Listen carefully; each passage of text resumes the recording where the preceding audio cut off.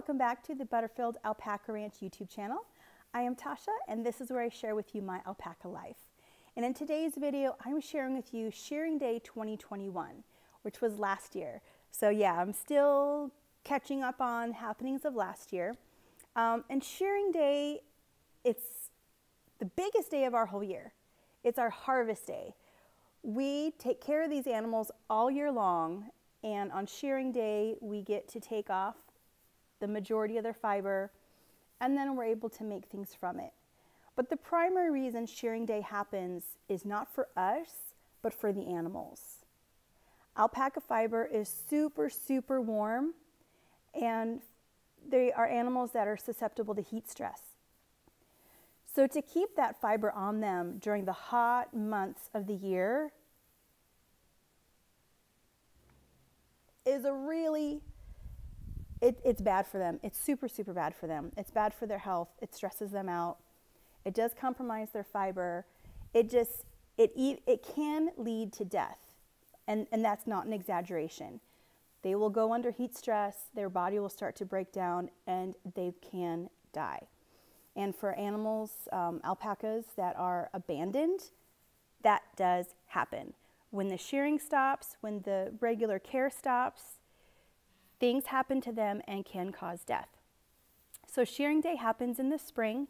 Sometime during the spring, you know, depending on regionally where you're at, when the best time to do that varies. For me, I do it in May, and we already have a Shearing Day for this year. It's going to be May 12th. So that's pretty typical. And my routine is, like I shared with you in a previous video, might have been the last video I put out, of the days leading up to Shearing Day. We clean out this barn. I like to do it in April, so that come May, the barn and the areas around the barn are fairly clean, so that their fleeces are fairly clean come shearing time, and it's less for me to clean up when I'm trying to process the fleeces. Last year, unfortunately, I only got one clip of the whole day. Yeah, but that kind of goes with how last year went. So last year's Shearing Day, weather was not good, so there was extra stress. Things just didn't go very well. I didn't have as much help as I had thought. So it was pretty much all hands on deck to get it done. And we got this one clip, and I didn't even film it. I'm shown in the clip. We have Beir is the one that's getting sheared. My mother and I are the ones taking his fleece and removing that as they're shearing him, and that's pretty much it. So the footage itself is a little shaky, so it's not the best, and I'm going to tell you a little about Beir before I do show you that.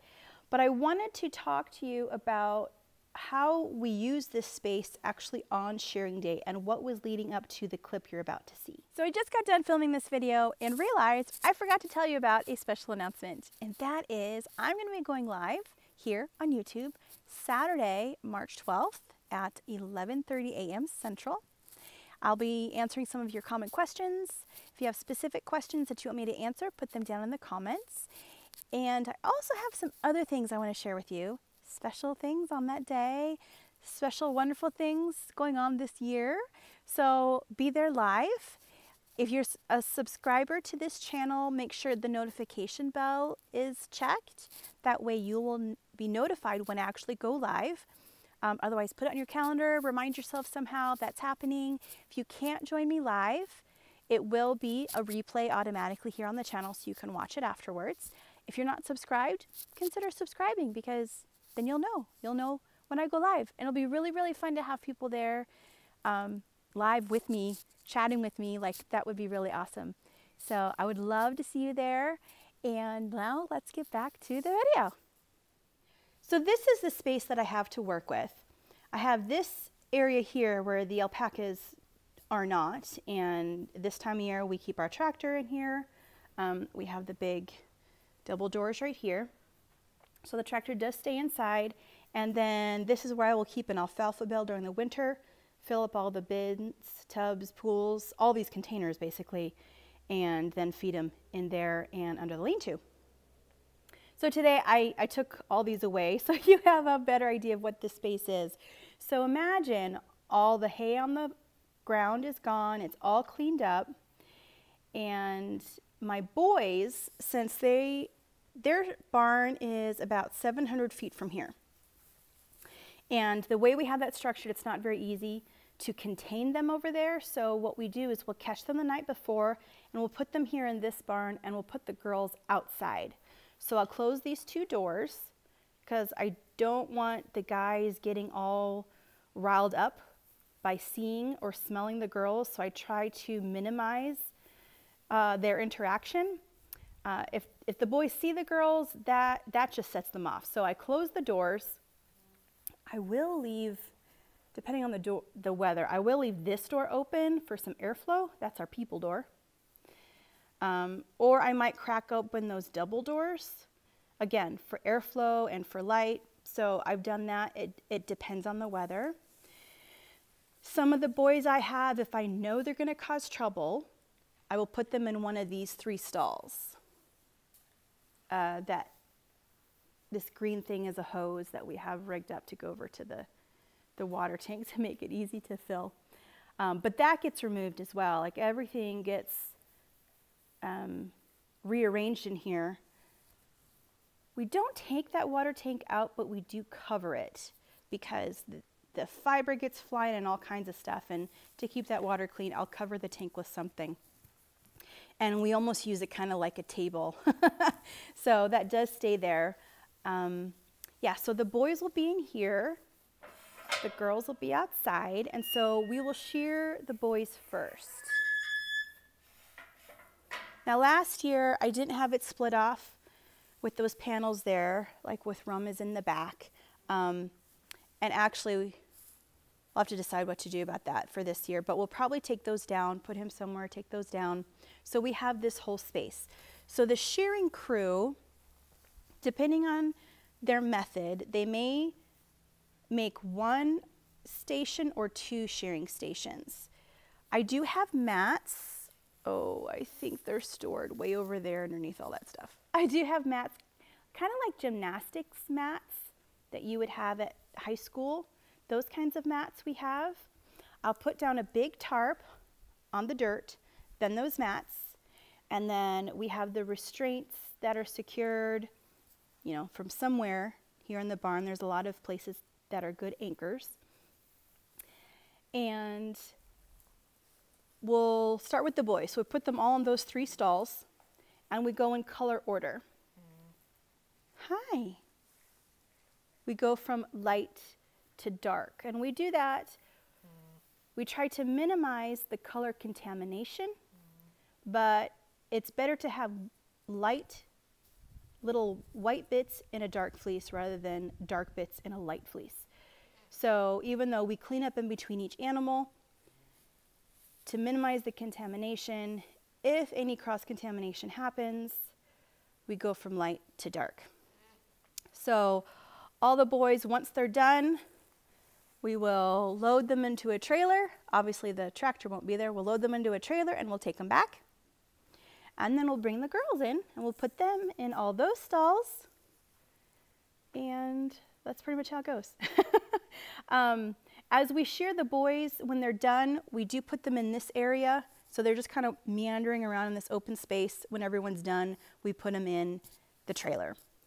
The girls, as we shear them, you know, we'll take them out of one of these 3 stalls, wherever they're at. And when they're done, then we'll just send them outside because this is their space out there. Now, before I show you the one piece of footage that we got from last year's shearing day, I wanted to tell you a little about Beir, because I think it's unfortunate that he was the one that was the only one we got footage of, because he's a crybaby. And if you've never seen alpacas shorn, I do kind of want to paint the picture. My very first shearing day, traumatic is not quite the word, but I was a little maybe disheartened by the way they have to be handled to be sheared. And you'll see in the clip, and I mentioned just a bit ago about restraints.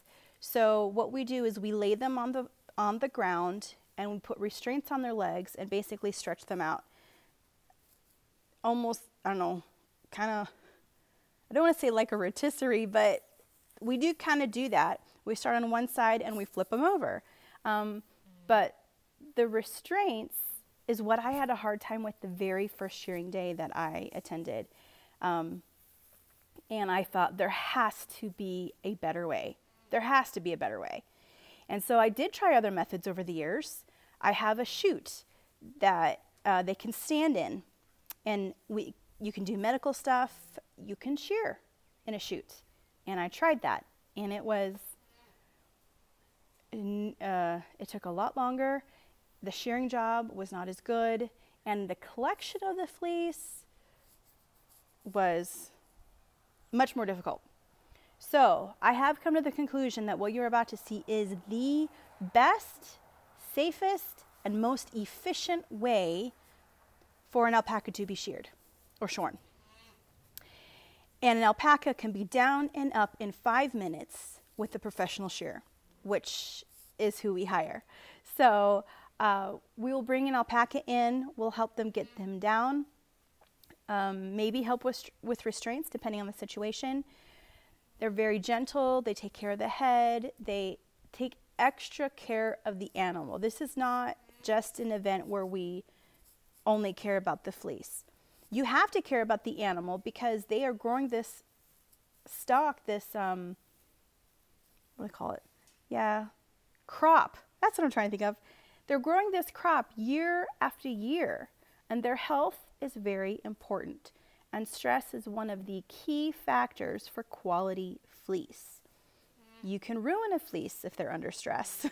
So you want the best situations for them. Just out of kindness, but also it is a sound business decision.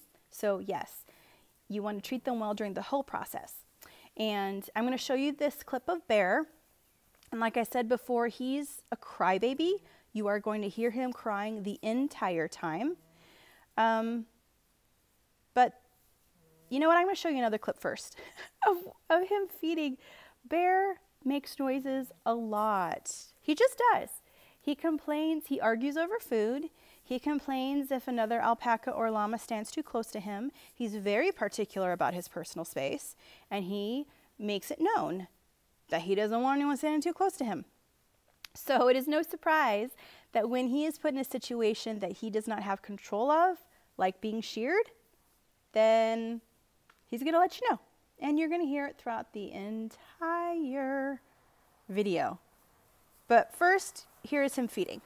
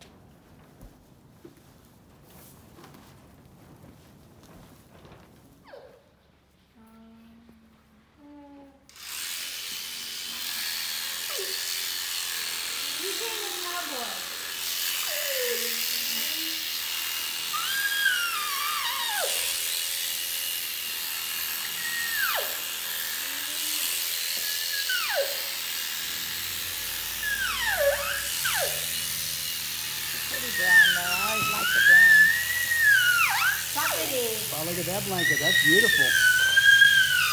A cool blanket. Yeah.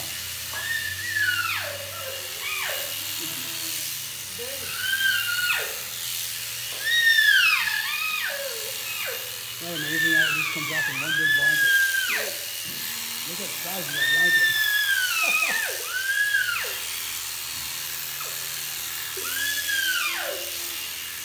There's a lot of fiber here. My goodness. Screaming louder than stars.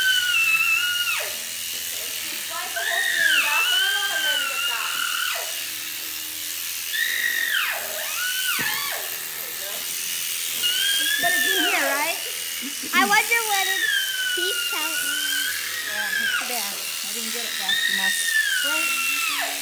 It's running into the blanket.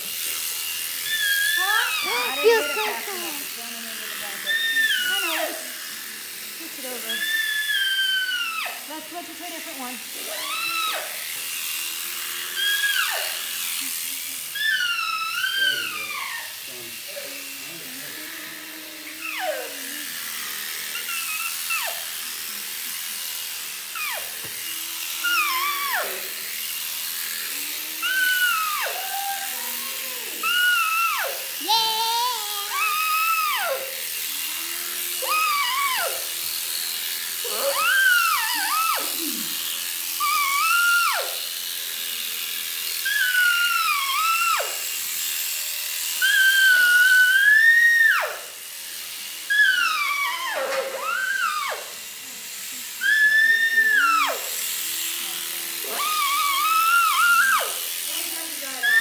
It's screaming so loud.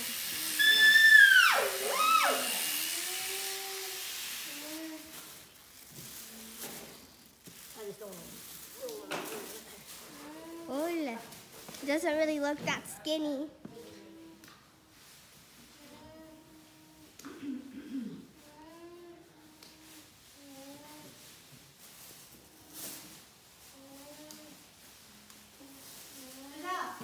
Come film this part. Huh? Oh.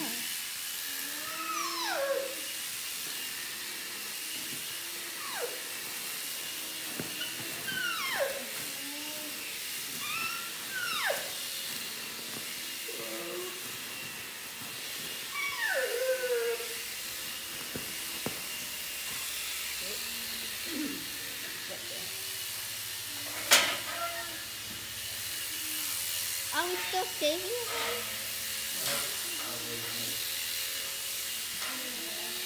Wait, is Cowboy gonna be next? Yeah. Oh.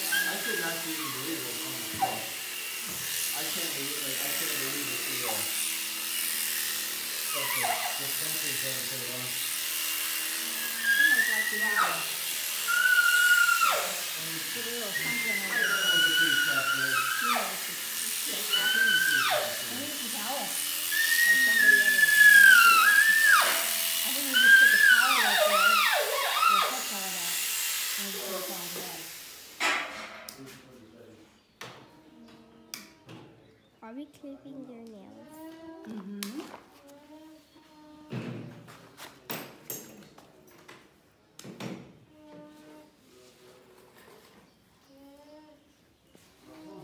Cowboy, you're gonna be nice. Wait, where is Cowboy? Oh!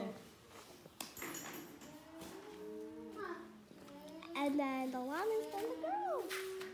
Hopefully. Well, we'll see. What? We may not be doing the girls today. It might be a different day. They're wet. Oh. It's better if they're dry.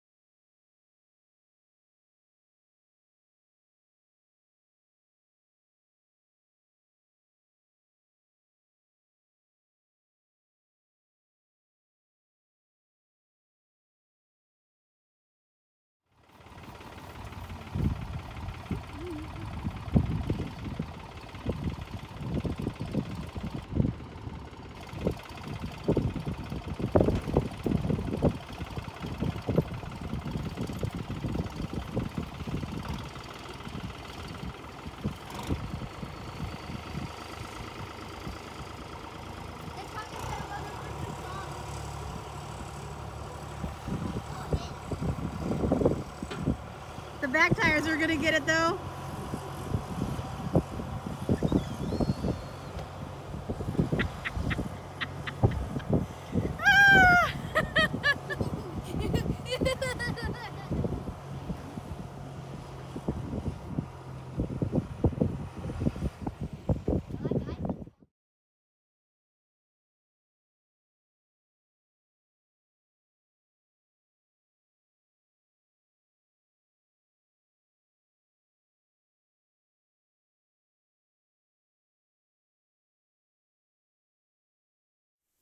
And that was Shearing Day 2021.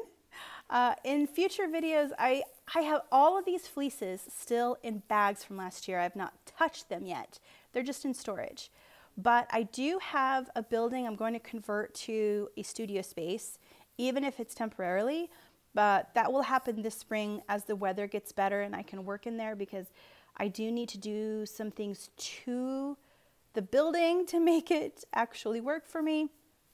But I will show you all that. You'll be in on that journey, and I will show you how I process all this fleece and how I make choices about what products, like what fiber becomes what products, and how it goes from on the animal to something that you and I can really use. So thank you for joining me today. If you like this video, please give it a thumbs up. If you enjoy my channel, subscribe, consider subscribing, and I will see you in the next video.